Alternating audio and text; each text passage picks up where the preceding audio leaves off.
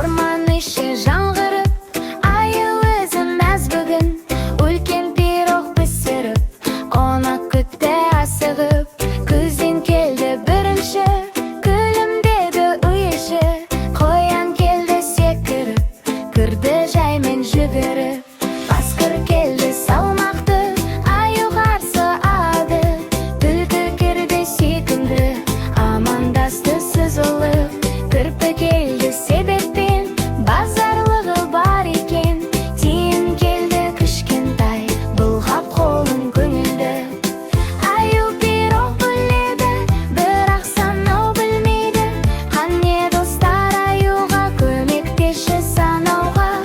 Бірінші күзен, екінші қоян, үшінші қасқыр, төртінші түлкі, бесінші кірпі, алтыншы тиын. Барлық аңдар мәз болып, пирогты да тең бөліп, балалармен санап біз дос боламыз бәріміз.